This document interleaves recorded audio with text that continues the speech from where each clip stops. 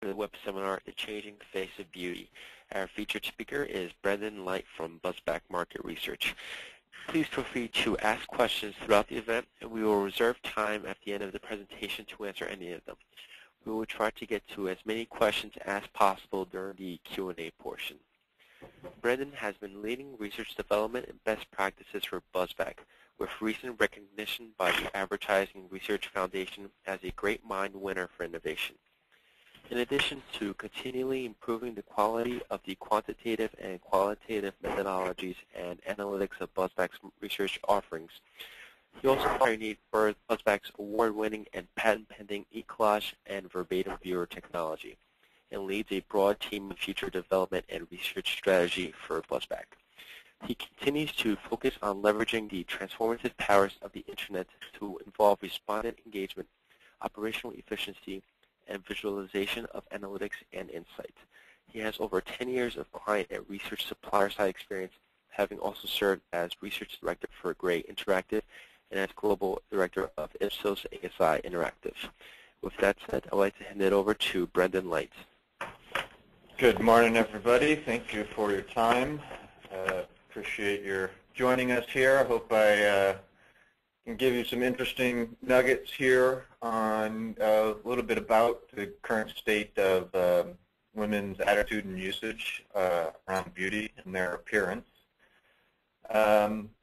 Just try and dive right in. Our goal was actually, we had several goals with this study, trying to understand how women feel about their personal appearance and beauty, put that in the context of the products that they use, different types of categories of beauty, being fairly broad-ranged in terms of the notion of beauty, not simply looking at cosmetics or fragrances, but looking at all kinds of skincare, hair care products as well. We spoke with over 1,000 people in the U.S., and it was balanced on census representativeness.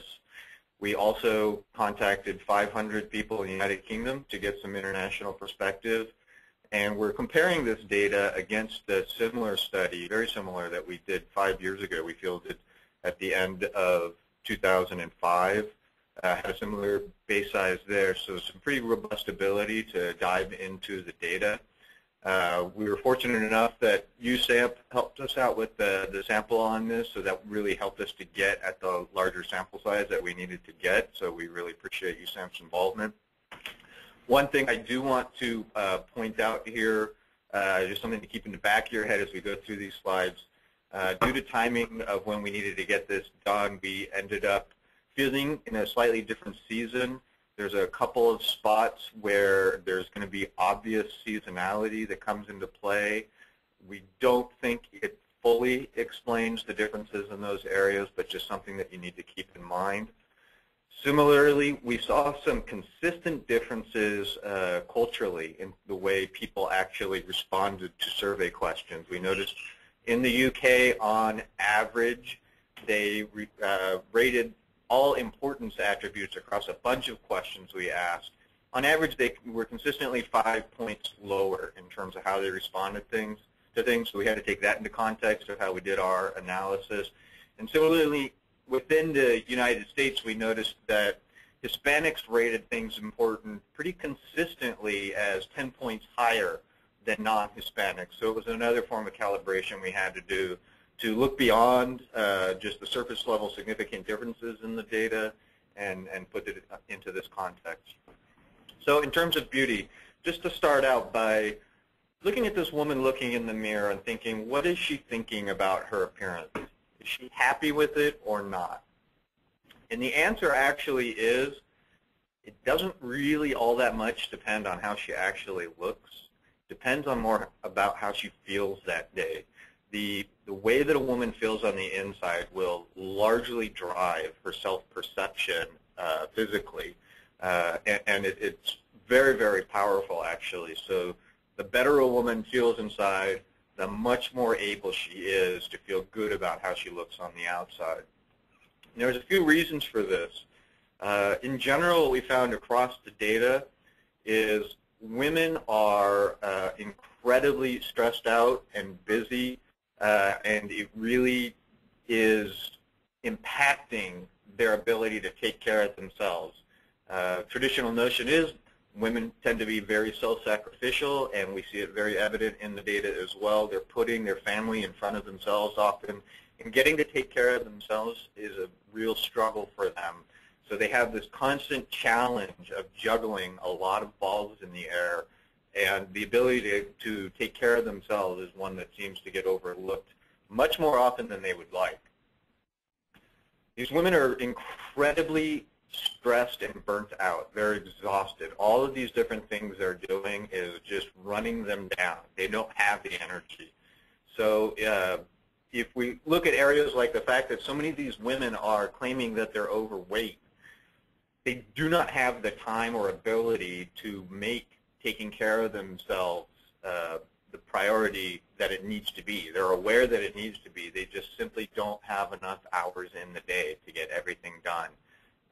So self-claimed weight problems are rampant through the data in terms of being a major obstacle to women being able to feel that they're beautiful, or even not necessarily going so far as just being beautiful, but not being unattractive. To a large extent, a lot of these women just simply feel unattractive, and their goal is to get away from being unattractive at least as much as it is going from towards being beautiful or attractive. They're looking at their gas tank as empty, trying to get it to half full. They're not looking at themselves as half full, trying to get to a full tank.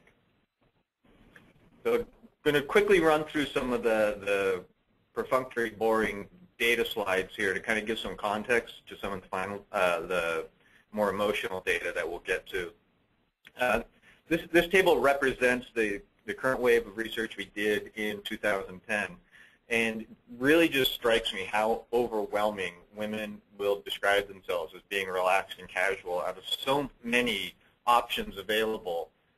Relaxed and casual is the predominant self-description of style, which has obvious implications when it comes to beauty products. Something that was very interesting was the fact that no matter how we slice this, looking at current data versus old data, looking at within the U.S. at Hispanics versus non-Hispanics, looking across the sea from the U.S. to the U.K., the breakdown is basically identical to this. It is overwhelmingly relaxed and casual, and practically exclusively single digits for every other possible category that women could describe themselves. A little bit in terms of the impact of the economy, because financial considerations play a role in all of this data. That in the U.S. we have roughly half of the women say that the state of the economy has impacted their behavior in terms of their beauty routine. And similarly, we have about 40% of women that are top two box for saying that they would consider using store brands.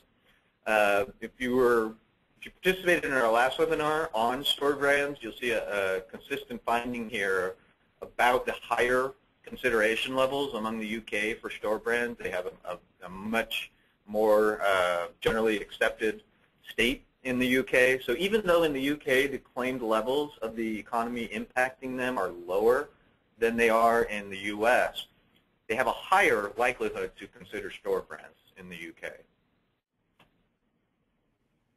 When we look at the areas that women are concerned about themselves in terms of their appearance, we saw virtually no difference between 2005 and 2010. A few of the areas show nominal drops in terms of areas that are interesting. The one area that really is holding steady is women's concern about their weight, and it still sits at the top of the chart for us. So in terms of everything beauty related, it is incredibly important in context of all of the other things that are possible.